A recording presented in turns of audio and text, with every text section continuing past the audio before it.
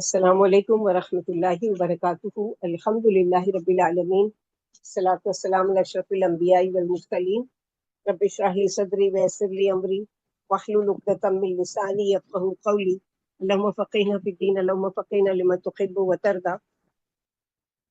سورہ یونس چل رہی ہے اور اس میں جو فرعون کو پچھلے ہفتے ہم لوگوں نے پڑھا تھا کہ فرعون کو اللہ سبحانہ وتعالیٰ نے کس طرح غرق کیا، پھر اس کے بعد بنی اسرائیل کا کیا بنا، جو موسیٰ علیہ السلام کی قوم تھی۔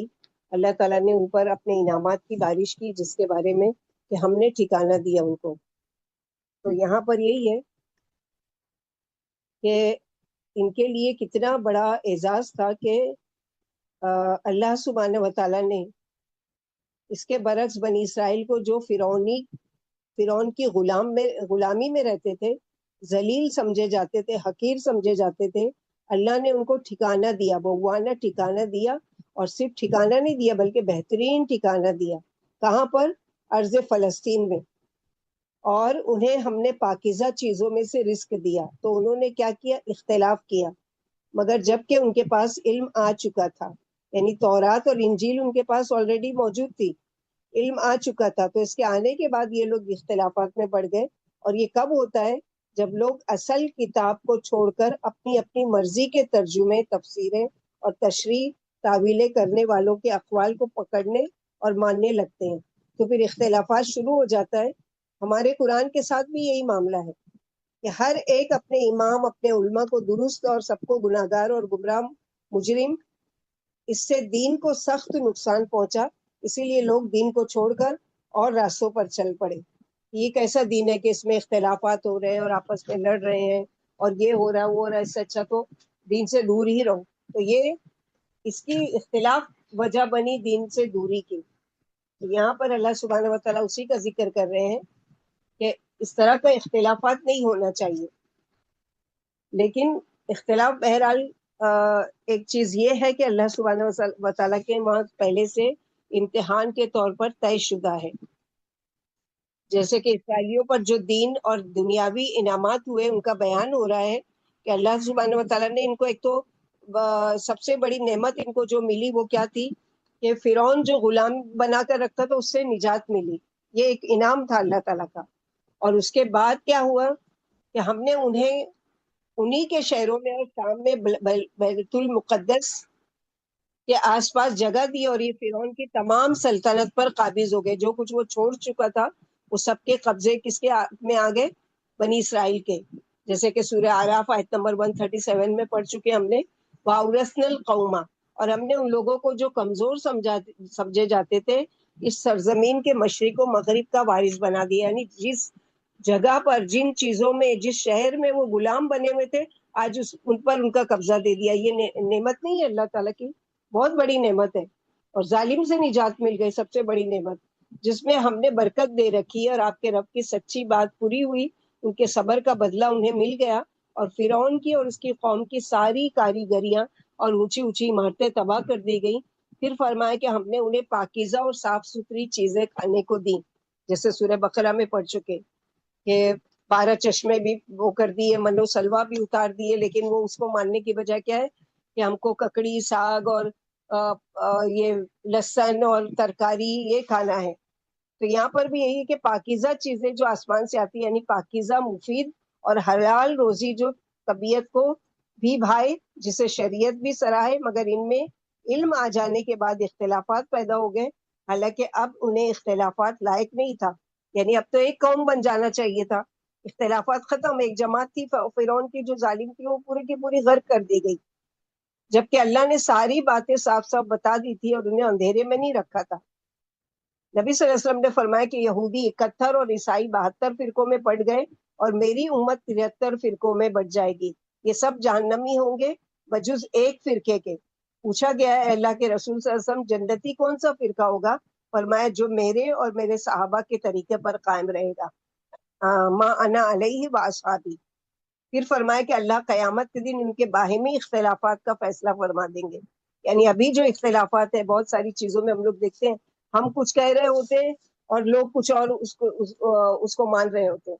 اور صاف انکار کر دیتے ہیں کہ نہیں نہیں ہم نہیں مان سکتے، ہمارے لیے یہ بڑی مشکل ہے. تو اللہ سبحانہ وتعالیٰ یہی کہ جو بھی یہ جھگڑ رہے ہیں، ان ربک یقضی بینہم یوم القیامہ، بے شک تیرا رب قیامت کے دن فیصلہ کرے گا ان کے اختلاف کا، جن چیزوں میں یہ لوگ اختلاف کرتے ہیں. قیامت کے دن کیسے فیصلہ ہوگا؟ اس لیے کہ قیامت کے دن کی ہولناکی ایسی ہوگی کہ ہر شخص حق کو پکڑ لے گا. وہاں کوئی اختلاف نہیں کرے گا کہ نہیں آج میرا یہ مسلک ہے اور میرا یہ دین ہے اور میرا طریقہ یہ، وہاں کوئی نہیں.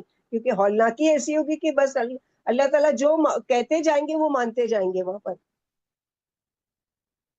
اور حق کو پکڑ لے گا، اور کوئی بھی نہ حق پر کوئی نہیں رہ سکے گا. آج تو ضد انا ہٹ درمی کی وجہ سے اپنی مرضی کر رہا ہے، قیامت کے دن کوئی اپنی نہیں کر سکے گا اپنی مرضی. آج حق کو دیکھ کر اسے جھٹلا دیتے ہیں، کل جب اللہ کا عذاب وہ اپنی آنکھوں سے دیکھ لیں گے تو پھر کیا کریں گے؟ پھر مانے بغیر کوئی چارہ ہی نہیں ہوگا. یعنی کوئی نہ اس دن ان کو نصیحت کی جائے گی، نہ سمجھانے کی ضرورت ہوگی، بلکہ عذاب دیکھ کے وہ خود بخود مانتے چلے جائیں گے. اللہ سبحانہ وتعالیٰ یہاں پر اسی کا ذکر کر رہے ہیں کہ آج جو اختلاف میں کل کو یہ خود مان لیں گے، لیکن اس دن ان کا ماننا ان کو کوئی بھی کام نہیں آئے گا. فَإِن كُنْتَ فِي شَكٍّ مِّمَّا أَنزَلْنَا إِلَيْكَ فَاسْأَلِ الَّذِينَ يَقْرَؤُونَ الْكِتَابَ مِن قَبْلِكَ. پھر اگر آپ شک میں ہوں، یعنی کون خطاب ہے؟ آپ صلی اللہ علیہ وسلم سے. تو اس میں دو لوگ آ گئے، ایک تو آپ صلی اللہ علیہ وسلم ہے کہ آپ شک میں نہ ہو مما اس کے بارے میں جو نازل کیا گیا آپ کی طرف، اور دوسرا جو بھی قیامت تک کتاب پڑھے تو ہرگز بھی شک میں نہ ہو کہ یہ اللہ تعالیٰ کی طرف سے نہیں آئی ہے، بلکہ کیا ہے، اس چیز کے بارے میں جو ہم نے آپ کی طرف اتاری ہے تو پوچھ لو ان لوگوں سے جو آپ سے پہلے کتاب پڑھ رہے ہیں، یعنی تورات اور انجیل والے. یعنی قرآن کے بارے میں اگر شک ہے تو اہل کتاب سے پوچھو کہ کیا ان کی کتابوں میں نہیں آیا تھا کہ ایک رسول آئیں گے اور ان پر آخری نبی ہوں گے اور ان پر کتاب نازل ہوگی، ان کے ساتھی ایسے ہوں گے. یہ ساری صفات پہلے کی کتابوں میں بتائی جا چکی ہے. تو یہاں پر اللہ سبحانہ وتعالیٰ اسی کا وہ کر رہے ہیں کہ جب یہ آیت اتری تو رسول اللہ صلی اللہ علیہ وسلم نے فرمایا نہ مجھے شک ہے اور نہ میں کسی سے پوچھوں. یعنی مجھے اپنے رب کی دی ہوئی چیزوں میں کوئی شک نہیں ہے اور نہ میں چاہتا ہوں کہ میں کسی سے پوچھوں. آیت سے یہ غرض ہے کہ امت کے ایمان مضبوط ہو جائے اور انہیں بتا دیا جائے کہ ان کے پیارے نبی صلی اللہ علیہ وسلم کی صفتیں آسمانی کتابوں میں جو اہل کتاب کے ہاتھوں میں ہے پہلے سے موجود ہیں. جیسے اس آیت میں فرمایا سورہ اعراف آیت نمبر 157 میں کہ الذین یتبعون، جو لوگ اس رسول کے اور اس نبی امی کی جن کی صفتیں اپنے پاس تورات اور انجیل میں لکھی ہوئی پاتے ہیں، پیروی کرتے ہیں. تعجب تو یہ کہ باوجود یہ کہ اہل کتاب اپنی کتابوں میں پیغمبر اسلام کی تعریف ہی پاتے ہیں اور آپ کو اپنے بیٹوں کی طرح پہچانتے ہیں، مگر پھر بھی یہ کیا کرتے ہیں کہ خلط ملط کر دیتے ہیں اپنے ایمان کو اور رد و بدل کر کے بات بدل ڈالتے ہیں، اور روز روشن کی طرح دلیلیں سامنے ہوتے ہوئے بھی آپ کو نہیں مانتے. تو نہیں مانتے تو نہ مانے، کیا فرق پڑتا ہے؟ اللہ سبحانہ وتعالیٰ یہاں پر اسی کا ہے کہ جبکہ لقد جاءک الحق من ربک فلا تکونن من الممترین، البتہ تحقیق آ چکا حق آپ کے پاس، آپ کے رب کے پاس سے، پھر آپ ہرگز بھی شک میں نہ پڑنا. حالانکہ اللہ کے نبی کبھی شک کرنے والوں میں سے نہ تھے، اور ہرگز نہ ہونا ان میں سے جنہوں نے اللہ کی آیت کو جھٹلایا، ورنہ آپ خسارہ پانے والوں میں سے ہو جاؤ گے. اور اللہ کی یہ تورات پڑھنے والوں سے کیوں کہا جا رہا ہے؟ پوچھ لو. کیونکہ تورات میں آپ صلی اللہ علیہ وسلم کے آمد کی نشانیاں تھی، اور یہ نبی صلی اللہ علیہ وسلم کے ذریعے ہم کو سنایا جا رہا ہے کہ تم اس میں شک میں نہ پڑنا ورنہ خسارہ پانے والوں میں سے ہو جاؤ گے. کیونکہ نہ آپ صلی اللہ علیہ وسلم کو کوئی شک تھا اور نہ آپ جھوٹوں کے ساتھی تھے. یہ قرآن پڑھنے والوں کو اور جو مشرکین مکہ اس وقت تھے ان کو ڈرایا جا رہا ہے، ان کو خبردار کیا جا رہا ہے کہ ہمارے نبی تو نہیں ہے شک میں، لیکن تم کو جو شک ہے تو یاد رکھو کہ تم کو بھی شک میں نہیں پڑنا چاہیے. ان الذین حقت علیہم کلمۃ ربک لا یؤمنون، بے شک وہ لوگ جو حقیقت کو قبول نہیں کرتے، ضد انا ہٹ درمی اور تعصب کا شکار ہیں، وہ کبھی نہیں مانتے. جو دنیا کی محبت میں ڈوبے ہوئے ہیں، جو اپنی آخرت سے بے فکر ہوتے ہیں، انہیں کبھی ایمان کی توفیق نہیں ہوتی. کیوں؟ کیونکہ ان کے دل میں ایمان لانے کی تڑپ نہیں ہے. لہٰذا اللہ تعالیٰ زبردستی تو کسی پر ایمان مسلط نہیں کرتے نا. آگے کی آیتوں میں جیسے ہم دیکھیں گے اللہ تعالیٰ کہتے ہیں کہ اللہ تعالیٰ چاہتے تو سارے ہی لوگ ایمان والے ہوتے. اسی وجہ سے اللہ نے فرمایا کہ جن کافروں پر آپ کے رب کی بات ٹھیک اتر آئی ہے وہ ایمان لانے والے نہیں. تو کیا مطلب ہے اس کا کہ ایمان لانے والے نہیں؟ کیونکہ ان کے دل کا حال اللہ تعالیٰ کو پتا ہے کہ ان پر کوئی قرآن پیش کیا جائے یا نہ کیا جائے، کوئی نصیحت کی بات بتائی جائے یا نہیں بتائی، یہ ماننے والے نہیں، یہ ٹس سے مس ہونے والے نہیں. اور اگر وہ نہیں ہوتے تو اللہ سبحانہ و تعالیٰ زبردستی نہیں کسی پر مسلط کرتے کہ زبردستی کسی کو پکڑ پکڑ کر ایمان کی طرف لایا جائے. بلکہ کیا ہے کہ جو خوشی سے آنا چاہے، خوشی سے قبول کرے، وہ ایک ہاتھ چل کر آتا، اللہ تعالیٰ دوڑ کر اس کا ہاتھ پکڑتے ہیں اور اس کو راضی کرتے ہیں.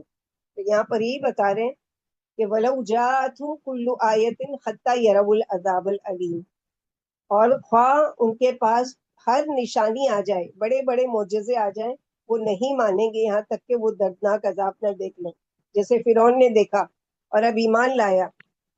تو اللہ سبحانہ وتعالیٰ یہاں پر یہی بتا رہے ہیں کہ اگرچہ ان کے سامنے دنیا بھر کی دلیلیں رکھ دی جائیں، جب تک کہ دردناک عذاب نہ دیکھ لیں گے، یعنی ایسا ایمان نہیں لائیں گے جو انہیں فائدہ پہنچائے، بلکہ بے وقت ایمان لائیں گے جو بے سود ہوگا، کوئی فائدہ نہیں دے گا.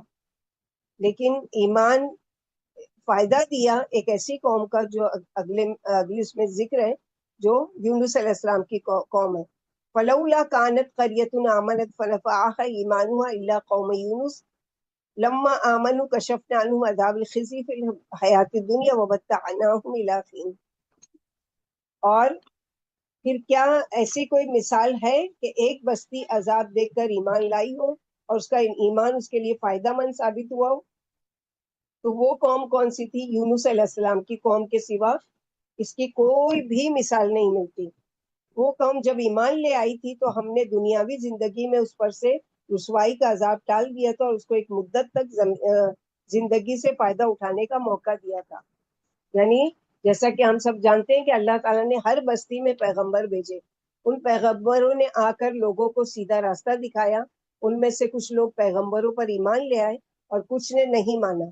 پھر اللہ تعالیٰ کا طریقہ یہ ہے کہ اللہ تعالیٰ نے ماننے والوں کو پیغمبروں کے ساتھ بچا لیا، اور نہ ماننے والوں پر عذاب بھی پیغمبروں نے عذاب آنے سے پہلے ہمیشہ اپنی قوم کو خبردار کیا کہ عذاب آنے والا ہے.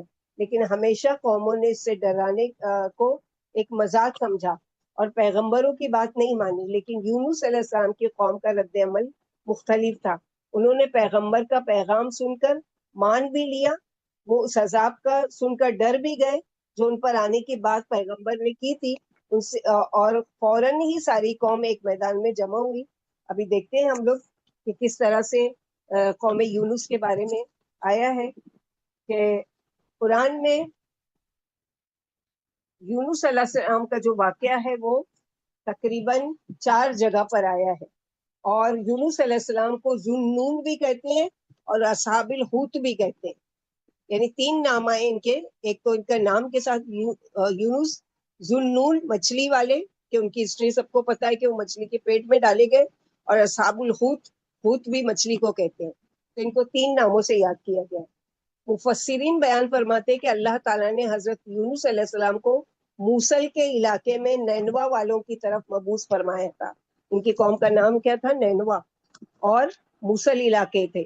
آپ نے انہیں اللہ کی طرف بلایا، انہوں نے آپ کی تکذیب کی، جھٹلایا اور کفر و عناد پر اڑے رہے. جب اسی طرح ایک طویل مدت گزر گئی تو یونس علیہ السلام نے کیا کیا؟ ان کو باخبر کر دیا اور بستی سے نکل گئے اور لوگوں کو فرما گئے کہ 3 دن کے بعد تم پر عذاب آ جائے گا.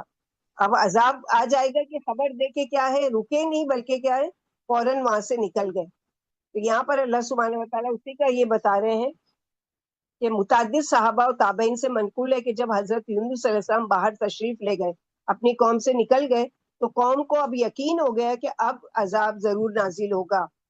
کیونکہ پہلے کی قوموں کے بارے میں یہ جان چکے تھے کہ جس بستی پر اللہ تعالیٰ عذاب بھیجنا چاہتے ہیں اس کے لیے کیا کرتے ہیں کہ اس کے رہنے والے نیکوکار لوگ اور ان کا نبی یا رسول اور ان کے ساتھ رہنے والے جو ان کے ساتھ ایمان لائے تھے وہ نکل جاتے ہیں بستیوں سے. تو ان کو بھی اس چیز کی سمجھ آ گئی کہ یونس علیہ السلام ناراض ہو کے اور ہم کو خبردار کر کے چلے گئے اس کا مطلب ہم پر عذاب کیا ہے، ضرور آئے گا۔ اس وقت ان لوگوں نے دوسری قوموں کی طرح عذاب کا انتظار نہیں کیا، اچھا ٹھیک ہے جیسے قوم عاد ہے، سمود ہے اور قوم صالح ہے کہ انتظار کر رہے تھے، ہاں ٹھیک ہے دیکھتے ہیں عذاب کب آئے گا اور کیسے آئے گا، اور آئے گا بھی تو ہم نپٹ لیں گے۔ لیکن ان لوگوں نے ایسا نہیں کیا۔ اس وقت ان لوگوں نے کیا کیا کہ اللہ تعالیٰ نے ان کے دلوں میں توبہ کی طرف توجہ فرما دی، انہیں اپنے نبی کے ساتھ بدسلوکی پر ندامت محسوس ہوئی، چنانچہ انہوں نے پھٹے پرانے کپڑے پہن لیے، جانوروں کے بچوں کو ان کی ماؤں سے الگ کر دیا۔ کیوں کیا یہ کہ دودھ پیتے بچے ان کو الگ کریں گے تو ظاہر ہے کہ روئیں گے، تو روئیں گے، گڑ گڑائیں گے، عاجزی کی نشانی ہے، تو یہ اللہ کے سامنے عاجزی کا اظہار۔ پھر وہ رو رو کر عاجزی کے ساتھ اللہ سے دعائیں مانگنے لگے، مرد بھی روتے تھے، عورتیں بھی، بچے بھی روتے تھے، اور مائیں بھی، اونٹ بھی بلبلاتے تھے، ان کے بچے بھی، گائیں بھی رامتی تھی، بچڑے بھی، بکریاں بھی منمناتی تھی اور میمنے بھی۔ یہ بہت رقت آمیز منظر تھے، یعنی مرد عورت بھی رو رہے ہیں، بچے بھی رو رہے ہیں، اور تمام جانور جتنے ہیں وہ سب رو رہے ہیں۔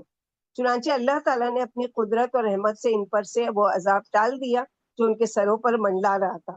اسی لیے اللہ تعالیٰ نے یہاں فرمایا فلولا کانت قریۃ آمنت فنفعہا، یعنی گزشتہ اقوام میں کوئی ایسی بستی کیوں نہیں پائی گئی جو پوری کی پوری ایمان لے آتی۔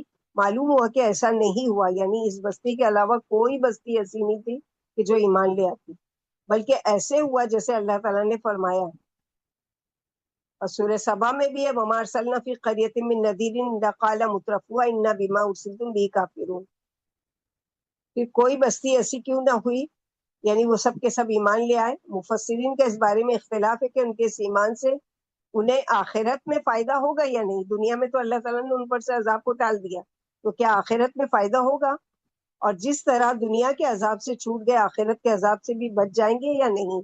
قرآن مجید کے ظاہری الفاظ سے معلوم ہوتا ہے کہ اس ایمان سے انہیں آخرت میں بھی فائدہ ہوگا۔ کیوں؟ کیونکہ اللہ تعالیٰ نے فرمایا لما آمنوا، جب وہ ایمان لے آئے، اور فرمایا وَأَرْسَلْنَاهُ إِلَىٰ مِائَةِ أَلْفٍ أَوْ يَزِيدُونَ فَآمَنُوا فَمَتَّعْنَاهُمْ إِلَىٰ حِينٍ، اور ہم نے اسے 1,00,000 یا اس سے زیادہ آدمیوں کی طرح، یعنی کہ بستی جو تھی وہ کتنی تھی، 1,00,000 سے اوپر، ہم نے انہیں ایک زمانے تک فائدہ دیے رکھا۔ اس دنیاوی فائدے سے یہ لازم نہیں آتا کہ اخروی عذاب سے نجات حاصل نہ ہو۔ اس قوم کی تعداد 1,00,000 تو یقیناً تھی، اس سے زیادہ کتنی تعداد تھی اس کے بارے میں علماء کے مختلف اقوال ہیں۔ بہرحال جب یونس علیہ السلام اپنی قوم کی وجہ سے دل برداشتہ ہو کر روانہ ہو گئے تو سمندر میں سفر کرنے کے لیے کشتی میں سوار ہوئے۔ کشتی لہروں میں ڈگمگانے لگی اور ہچکولے کھانے لگی اور قریب تھا کہ ڈوب جاتی۔ چنانچہ مسافروں نے مشورے سے یہ طے کیا کہ قرآن اندازی کریں اور جس کے نام قرآن نکلے اسے کشتی سے سمندر میں پھینک کر بوجھ کو کم کر دیا جائے۔ اس طرح سے آگے دوسری جگہ جہاں پر بھی آئے گا کہ اب مچھلی کے پیٹ میں گئے تو اس کے بعد کیا ہوا، اور پھر اس سے نکالے گئے تو اس کے بعد کیا ہوا۔ یہاں پر صرف اتنا ہے کہ قوم کا ذکر ہے، اس لیے ہم قوم کے بارے میں ہی پڑھیں گے۔ آگے اللہ تعالیٰ فرماتے ہیں فَلَوْلَا كَانَتْ قَرْيَةٌ آمَنَتْ فَنَفَعَهَا وَلَوْ شَاءَ رَبُّكَ لَآمَنَ مَنْ فِي الْأَرْضِ كُلُّهُمْ جَمِيعًا أَفَأَنْتَ تُكْرِهُ النَّاسَ حَتَّى يَكُونُوا مُؤْمِنِينَ۔ اور اگر آپ کے رب چاہتے تو زمین میں جو لوگ بستے ہیں وہ سارے کے سارے ایمان لے آتے، یعنی زمین کے سارے لوگ مومن ہو جاتے، لیکن ایسا اللہ تعالیٰ نے نہیں کیا۔ اس کی مصلحت تو وہ خود ہی جانتے ہیں کہ کیوں نہیں ایسا کیا، لیکن بات یہ ہے کہ اللہ تعالیٰ نے کسی کو مجبور نہیں کیا ہے، لا اکراہ فی الدین۔ تو یہاں پر بھی آپ صلی اللہ علیہ وسلم سے کہا جا رہا ہے افانت تکرہ الناس، کیا پھر آپ لوگوں کو مجبور کریں گے کہ وہ سب مومن ہو جائیں؟ یعنی جب اللہ تعالیٰ نے ان کو مجبور نہیں کیا ایمان پر تو تمہیں بھی مجبور نہیں کرنا چاہیے، حالانکہ اللہ تعالیٰ نے کائنات کی ہر چیز کو اس طرح بنایا کہ وہ سب فرما بردار ہیں، ستارے، سیارے، درخت، چرند پرند، لیکن انسان کو چوائس دی گئی، اختیار دیا گیا، آزادی دی گئی اور موقع دیا کہ وہ اپنی خوشی سے اچھا کرے یا برا کرے، اور اچھا کرنے والوں کے لیے جزا اور برا کرنے والوں کے لیے سزا۔ تو یہاں پر اللہ سبحانہ و تعالیٰ آپ صلی اللہ علیہ وسلم سے خطاب کر کے کہہ رہے ہیں کہ آپ نہیں مجبور کر سکتے، اگر اللہ تعالیٰ نے ان کے لیے نہیں لکھا ہے تو وہ عذاب ان سے ٹل نہیں سکتا۔ پہلی قوموں کی کوئی بستی ایسی نہیں کہ وہ ساری کی ساری اپنے زمانے کے رسول پر ایمان لاتی، بلکہ آپ سے پہلے ہم نے جو رسول بھی کسی قوم میں بھیجا اس پر اس کی ساری قوم یا اکثر قوم ایمان نہیں لائی. جیسے سورہ یاسین میں یا حسرت علی العباد، لوگوں پر حسرت و افسوس ہے کہ ان کے پاس جو رسول بھی آتا ہے کہ اس کا مذاق ہی اڑاتے ہیں. غرض یہ کہ پہلے لوگوں کی کوئی بستی ایسی نہیں جو سب کے سب اپنے نبی پر ایمان لے آئی ہو بجز قوم یونس کے جو نینوا کے باشندے تھے. یہ لوگ اس عذاب سے ڈر کر ایمان لے آئے جس کے آنے کی خبر ان کے نبی یونس علیہ السلام نے دی تھی اور اس کے اسباب بھی معائنہ کر چکے تھے. جب شہر سے یونس علیہ السلام نکل گئے تھے تو یہ رونے دھونے اور اللہ کے سامنے گڑ گڑانے لگے اور عذاب کے ہٹائے جانے کی بلک بلک کر دعائیں مانگنے لگے. اللہ کو ان پر رحم آ گیا، آنے والا عذاب ان سے ہٹا دیا گیا، انہیں مہلت دے دی گئی. کہا جاتا ہے کہ انہوں نے عذاب کے اسباب دیکھ کر اپنی بے بسی کا اظہار کیا، خوب روئے دھوئے، توبہ کی، نافرمانیاں نہ کرنے کا اقرار کیا، نیک بننے کا وعدہ کیا. اللہ نے اپنی مہربانی سے ان سے عذاب ہٹا دیا. کسی ایسی بستی کو جو کفر کے بعد عذاب دیکھ کر ایمان لے آئی ہو اور چھوڑ دی گئی ہو، اس کا ایمان فائدہ بخش ثابت نہیں ہوا بجز قوم یونس کے. ہم نے یونس علیہ السلام کو 1,00,000 یا اس سے زیادہ آدمیوں کی طرف رسول بنا کر بھیجا، پھر وہ ایمان لے آئے اور ہم نے انہیں ایک مدت تک دنیا سے فائدہ اٹھانے دیا. اس آیت میں فرمایا کہ وہ ایمان لا چکے تھے. یہاں پر اللہ سبحانہ و تعالیٰ فرما رہے ہیں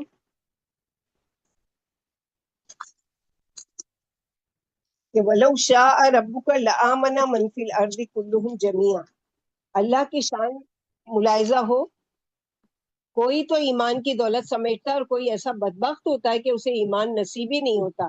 اگر اللہ کو منظور ہوتا تو اے پیغمبر اسلام آپ پر روئے زمین کے تمام لوگ ایمان لے آتے. جیسے کہ سورہ ہود آیت نمبر 118 119 میں ہم لوگ پڑھیں گے آگے. وَلَوْ شَاءَ رَبُّكَ، اگر آپ کا رب چاہتے تو لوگوں کو ایک ہی امت بنا دیتے. لوگ برابر اختلاف میں پڑے رہیں گے، مگر جن پر اللہ کی مہربانی ہو اسی کے لیے انہیں پیدا کیا گیا ہے. اور آپ کے رب کی یہ بات پوری ہو کر رہے گی کہ میں جہنم کو جنوں اور انسانوں سے بھر دوں گا. تو یہ اللہ سبحانہ و تعالیٰ کا وہ ہے کہ مجبور نہیں کیا جائے گا ایمان لانے پر، لیکن جو ایمان نہیں لائے گا اس کی سزا کیا ہوگی کہ اللہ سبحانہ و تعالیٰ اس کے ساتھ کیا معاملہ کریں گے کہ ان کو پھر قیامت کے دن کوئی وہ نہیں ہوگا. وما ہم ینتصرون، یعنی وہ کوئی مددگار نہیں پائیں گے. وما کان لنفس ان تؤمن الا باذن اللہ ویجعل الرجس علی الذین لا یعقلون. اور نہیں ہے کسی نفس کے لیے کہ ایمان لے آئے مگر اللہ کے اذن سے. یعنی کوئی شخص اللہ کے اذن کے بغیر، اللہ کی مرضی کے بغیر، اللہ کی اجازت کے بغیر ایمان لا ہی نہیں سکتا. اس کا کیا مطلب ہے کہ موجودہ دنیا میں کسی کو ایمان کی نعمت ملے گی تو اس طریقے کی پیروی کر کے ملے گی جو اللہ تعالیٰ نے اس کے لیے مقرر کر دیا. اور موجودہ دنیا میں ایمان یعنی پانے کا راستہ اللہ نے کیا مقرر کیا ہے کہ انسان اپنی عقل کو استعمال کرے، کیونکہ عقل جیسی چیز انسان کے علاوہ کسی اور کو نہیں دی گئی ہے. مثلا جانور ہیں، ان کے پاس کتنی عقل ہے؟ اتنی ہے کہ جتنی وہ کھا سکتے ہیں، پہن اور وہ پی سکتے ہیں اور رہ سکتے ہیں. تو اللہ تعالیٰ وَيَجْعَلُ الرِّجْسَ عَلَى الَّذِينَ لَا يَعْقِلُونَ، وہ ڈال دیتے ہیں نجاست کو، گندگی کو ان لوگوں پر جو عقل نہیں رکھتے. تو جو لوگ عقل کا صحیح استعمال کر کے اللہ تعالیٰ کو پا لیتے ہیں، ان نشانیوں کے ذریعے اپنے رب تک پہنچ جاتے ہیں، وہی لوگ پھر کامیابی کی منزل تک پہنچ سکتے ہیں. گویا صاف طور پر بتا دیا گیا کہ جو خود اپنے طور پر کوشش نہیں کرے گا، صحیح راستہ اختیار نہیں کرے گا، اس کے لیے اللہ بھی ہدایت کا اذن نہیں دیتے.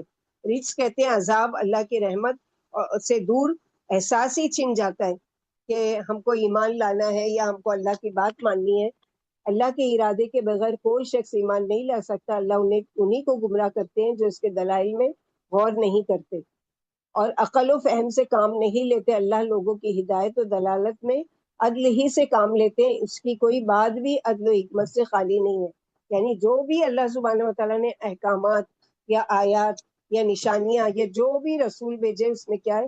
اللہ کی زبردستی حکمت ہے کہ اللہ تعالیٰ حجت لوگوں پر پوری کرنا چاہتے ہیں کہ دیکھو میں نے تمام چیزیں تمہاری ہدایت کے لیے بھیجی، اب تمہارے اوپر چوائس چھوڑ دی تھی کہ تم ہدایت پاؤ گے تو تم دنیا و آخرت کی رسوائی سے بچ جاؤ گے، اور اگر تم ایمان نہیں لاتے تو یاد رکھو پھر قیامت کے دن تمہارا دردناک عذاب، علیم دردناک عذاب سے تمہارا استقبال کیا جائے گا، اور پھر تم اس دن جب ایمان لانا چاہو گے عذاب کو دیکھ کر تو تمہارا ایمان لانا کبھی بھی کام نہیں آئے گا.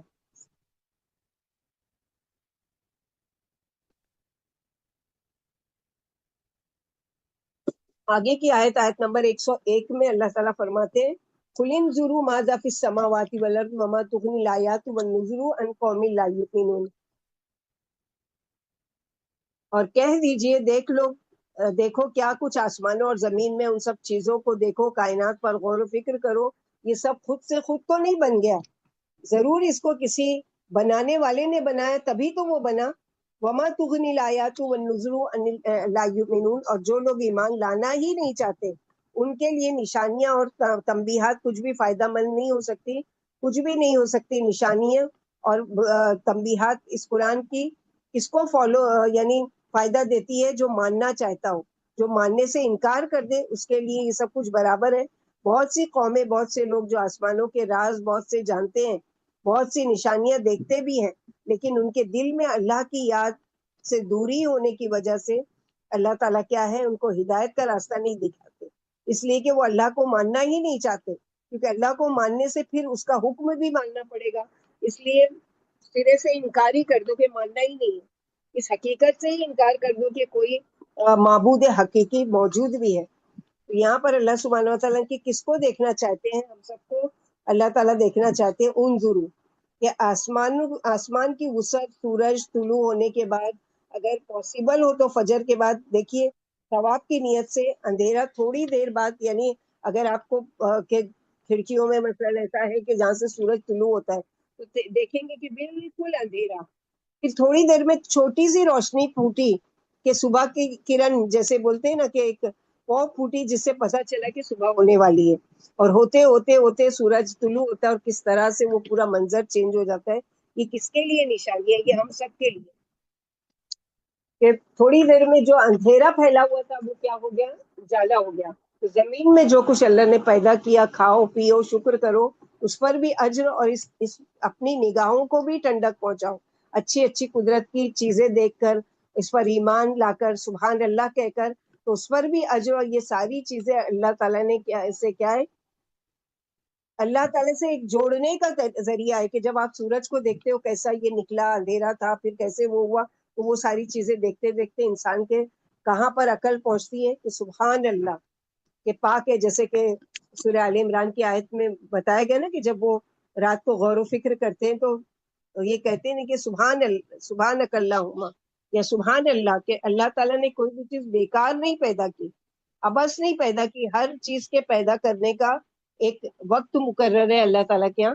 تو یہاں پر اللہ تعالیٰ اسی کا ذکر کر رہے ہیں کہ انسانوں کو چاہیے کہ وہ اللہ کی نعمتوں میں اور اس کی آسمان و زمین میں بکھری ہوئی زبردست نشانیوں میں، جن سے ارباب عقل حیران و دنگ ہیں، غور و فکر کریں کہ یہ چمکیلے تارے، یہ ٹھہرے ہوئے اور گھومنے والے سیارے، یہ چاند سورج اور یہ رات دن، ان کا آنا جانا اور ایک دوسرے میں داخل ہو جانا، کبھی دن کا بڑا ہو جانا، کبھی رات کا چھوٹا ہو جانا، کبھی رات بڑی ہو جاتی ہے، کبھی دن چھوٹا ہو جاتا ہے، کبھی دونوں برابر ہی چلتے ہیں، یہ بلند وسیع اور حسین و خوبصورت آسمان، پھر اس سے اللہ کا بارش برسانا، جس کے پانی سے مردہ زمین کو زندہ کرنا، اور اس سے طرح طرح کے پھل پھول، اناج، سبزیاں پیدا کرنا، قسم قسم کی بوٹیاں اگانا، روئے زمین پر طرح طرح کے جاندار پیدا کرنا، جن کی شکلیں، رنگ اور فوائد الگ الگ ہیں، یہ سر بفلک پہاڑ اور زمین، دوز گہرے گہرے غار، یہ میدان جنگلات اور یہ بنجر قطعات، یہ آبادیاں اور عمارات اور یہ کھنڈرات، پھر یہ سمندر اور اس کے عجیب و غریب پہاڑ جیسی موجیں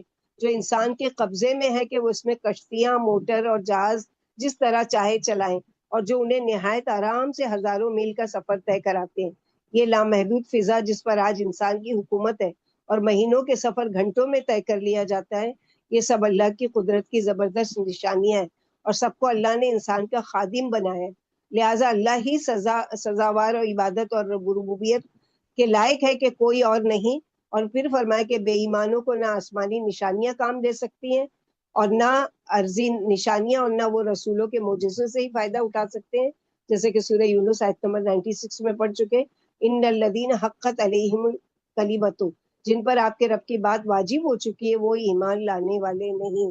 تو اللہ تعالیٰ نے اگر ہم کو ایمان جیسی نعمت دی ہے تو اس کی قدر دانی کرنا چاہیے، کیونکہ اللہ سبحانہ و تعالیٰ جس کو چاہتے ہیں اس کو ہدایت دیتے ہیں۔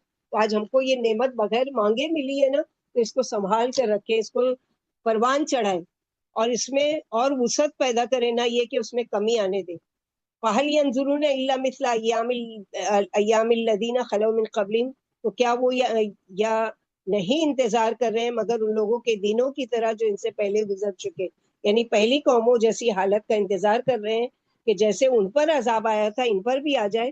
قُلْ فَانْتَظِرُوا إِنِّي مَعَكُمْ مِنَ الْمُنتَظِرِينَ، کہہ دیجئے انتظار کرو، بے شک میں بھی تمہارے ساتھ انتظار کرنے والوں میں سے ہوں۔ نہیں مانتے تو یہ نہ مانے، میں اپنا کام کر رہا ہوں، تم اپنا کام کیے جاؤ، پھر دیکھتے ہیں نتیجہ اور انجام کس کے حق میں بہتر ہوتا ہے، کس کو اللہ تعالیٰ نجات دیتے اور کس کی پکڑ کرتے ہیں۔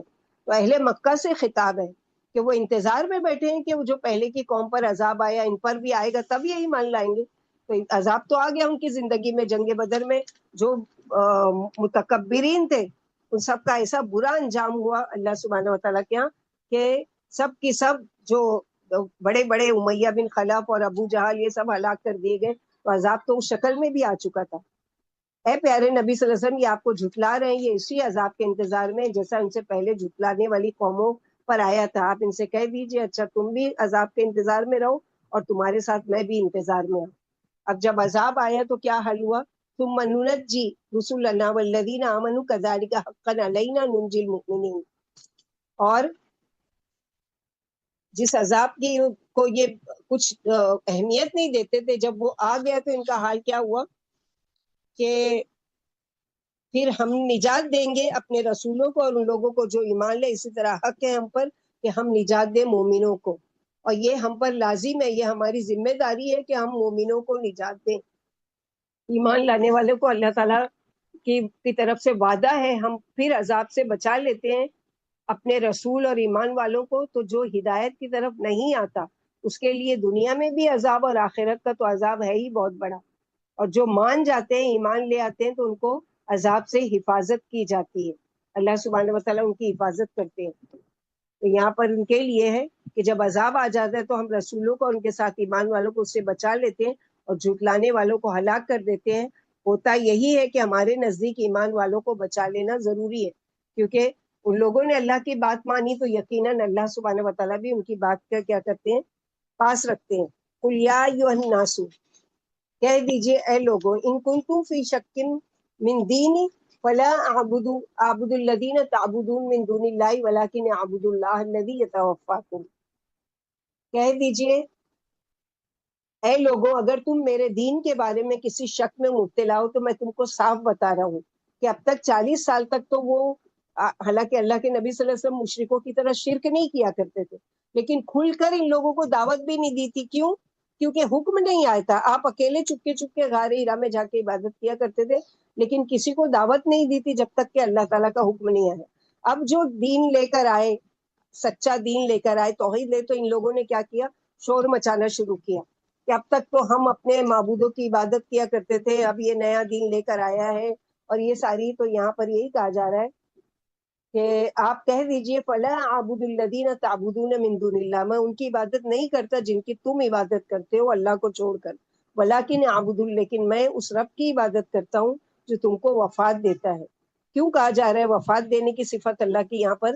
کہ یہ مشرکین مکہ کو نبی صلی اللہ علیہ وسلم کا ایک تعارف کروا رہے ہیں اللہ تعالیٰ کا کہ اگر تم کہتے ہو کہ کوئی اللہ نہیں ہے تو تم خود کو موت سے بچا لو، مرنے مت دو اپنے آپ کو۔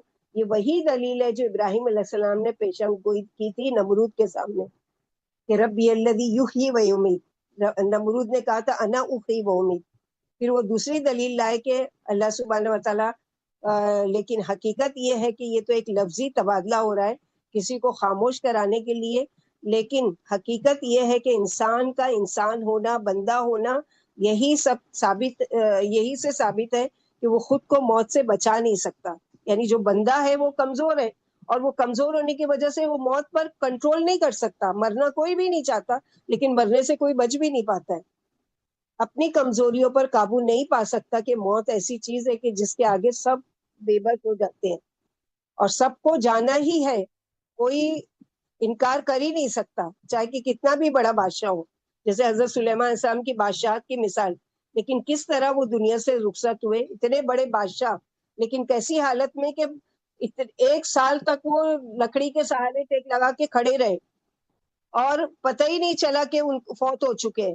تو یہ نشانی ہے کہ وہ اگر اتنی ایسی بادشاہت دی اللہ تعالیٰ نے کہ ایسی بادشاہت آج تک کسی کو دی نہیں. اگر بادشاہ ہونے کے ناطے وہ اپنے آپ کو بچا سکتے تو وہ بچا سکتے تھے، لیکن ان کی بھی کس طرح سے موت کے مٹا دیے گئے. اور اللہ سبحانہ و تعالیٰ نے تو اس سے پہلے کہ تم جھکا دیے جاؤ اور مٹا دیے جاؤ، خود جھک جاؤ اللہ کے آگے اور اللہ تعالیٰ کی مان لو. جیسے کہ سورہ کافرون میں بھی اللہ تعالیٰ نے اللہ کے نبی صلی اللہ علیہ وسلم کی زبانی ہی ان کے بارے میں کہلوایا ہے نا کہ کہہ دیجیے اے کافرون، نہیں میں عبادت کرتا اس کی جس کی تم عبادت کرتے ہو اللہ کے سوا. یعنی اے نبی صلی اللہ علیہ وسلم آپ لوگوں سے فرما دیجیے اگر تمہیں اس توحید والے دین جو میں لے کر آیا ہوں اس میں کوئی شک ہے، صحت میں جسے میں لے کر آؤں کچھ شک ہے، تو اس میں شک کی گنجائش تو بالکل ہے ہی نہیں. اس لیے ناممکن ہے کہ میں بھی تمہاری طرح مشرک بن کر مخلوق کی عبادت کرنے لگوں. میرا معبود تو صرف وہی اللہ ہے جو اکیلا ہے، جس کا کوئی شریک نہیں، اور جو تمہاری زندگی اور موت پر قادر ہے. پھر تمہیں اسی کے پاس لوٹ کر جانا ہے، اور اگر تمہارے یہ معبود سچے ہیں اور میں ان کی عبادت کرتا نہیں تو تم ان سے دعائیں مانگو کہ یہ میرا کچھ بگاڑ سکیں یا میرا کوئی ذاتی نفع و نقصان پر بھی قادر نہیں. جس کے ہاتھ میں نفع و نقصان ہے وہ صرف اور صرف اللہ کی ذات ہے جو اکیلا ہے اور جس کا کوئی شریک نہیں. مجھے حکم ہے کہ میں مومنوں میں ہی شامل رہوں. وَأُمِرْتُ أَنْ أَكُونَ مِنَ الْمُؤْمِنِينَ، کہ مجھے اس کا حکم دیا گیا ہے کہ میں مومنوں میں سے ہو جاؤں. تو یہ اللہ کے نبی صلی اللہ علیہ وسلم کی زبانی کہلوایا جا رہا ہے وَأَنْ أَقِمْ وَجْهَكَ لِلدِّينِ حَنِيفًا وَلَا تَكُونَنَّ مِنَ الْمُشْرِكِينَ. اور یہ بھی مجھے حکم دیا گیا ہے کہ قائم رکھ اپنے چہرے کو یکسو ہو کر. مراد اس سے کیا ہے کہ دین کے تقاضے یکسو ہو کر پورے کرو. یہ نہیں کہ جب دل چاہے دیندار نظر آؤ اور جب دل چاہے منمانی کرو. ولا تکونن، اور ہرگز بھی مشرکوں میں سے نہ ہو جاؤ. شرک کیا ہے اصل میں؟ اللہ کے برابر کسی کو لے کر آنا، اسے حکم میں اس کے درجے میں، اور اس کے بعض اوقات تو لوگ برابر کیا لے کر آتے اس سے بھی اوپر لے جاتے ہیں. اللہ کا حکم ہے ایک طرف اور وہ اپنی دوسری طرف اپنی مرضی یا لوگوں کی مرضی اس کے حکم کے اوپر لے کر جاتے ہیں. ہاں ٹھیک ہے اللہ تعالیٰ کا حکم ہے لیکن ہمارے وہاں یہ نہیں چلتا یا ہمارے وہاں یہ نہیں مانا جاتا. تو یہاں پر ان کی کہ مجھے بھی یہ حکم ہے کہ میں یکسو ہو کر خالص اللہ ہی کی عبادت کروں اور شرک سے بچتا رہوں. تو ہمارے لیے بھی ان آیتوں میں کیا سبق ہے کہ ٹھیک ہے اپنی منمانی کرتے ہیں جہاں تک شریعت نہیں ٹکراتی ہے، لیکن اگر کہیں اللہ تعالیٰ کو کوئی حکم آ گیا ہے کہ اس کو مانو تو باقی تمام دوسری چیزوں کو کیا ہے چھوڑ کر ہم کو کس کو ماننا ہے؟ صرف ایک اللہ کی عبادت، اور اس کے ساتھ کسی کو بھی شریک نہیں کرنا ہے. وَلَا تَدْعُ مِن دُونِ اللَّهِ مَا لَا يَنفَعُكَ وَلَا يَضُرُّكَ فَإِن فَعَلْتَ فَإِنَّكَ إِذًا مِنَ الظَّالِمِينَ. اور اگر نہ تم پکارو اللہ کے سوا جو نہ تم کو فائدہ دیتی ہے نہ نقصان، اللہ کے سوا مت دعا مانگو ان ہستیوں سے جو تمہارے فائدہ نقصان کے مالک نہیں ہے. جیسے دوسری جگہ اللہ کے سوا جس کو تم پکارتے ہو وہ تمہاری مدد بھی نہیں کر سکتے. والذین یدعون من دونہ لا یستطیعون نصرکم وہم لہم جند محضرون. سورہ یاسین میں اللہ تعالیٰ نے فرمایا پھر کیا فائدہ کسی اور سے دعا مانگنے کا جب اللہ تعالیٰ کہہ رہے ہیں کہ ان سے مانگنے کا تم کو کوئی فائدہ نہیں دے گا.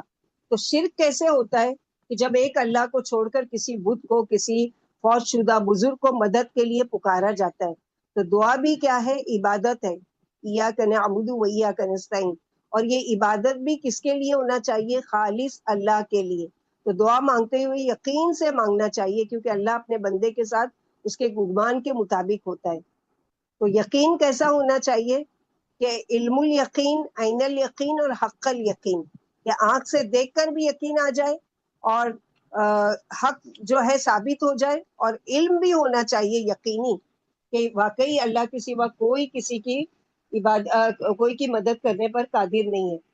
جیسے کہ یہاں پر فرمایا کہ فلا تدعو ولا تدعو من دون اللہ. تو یہاں پر اللہ سبحانہ و تعالیٰ اس چیز کا بتا رہے ہیں کہ اس آیت میں یہ بتائے کہ بھلائی برائی اور نفع و نقصان سب کچھ اللہ کے اختیار میں، وہ اکیلا، اس کا کوئی شریک نہیں، وہی عبادت کا حقدار ہے. اور وَإِن يَمْسَسْكَ اللَّهُ بِضُرٍّ فَلَا كَاشِفَ لَهُ إِلَّا هُوَ وَيُرِدْكَ بِخَيْرٍ فَلَا رَادَّ لِفَضْلِهِ يُصِيبُ بِهِ مَن يَشَاءُ مِنْ عِبَادِهِ وَهُوَ الْغَفُورُ الرَّحِيمُ. اور اگر وہ پہنچانا چاہے،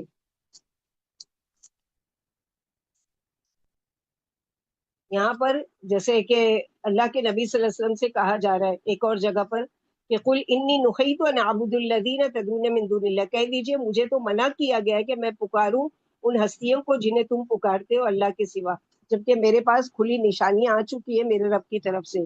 پھر اگر یہ لوگ نہ مانے تو پھر ان کے لیے کیا ہے کہ فَإِن فَعَلْتَ فَإِنَّكَ إِذًا مِّنَ الظَّالِمِينَ، پھر اگر تم نے ایسا کیا تو تم بے شک اس وقت ظالموں میں شمار ہوگے۔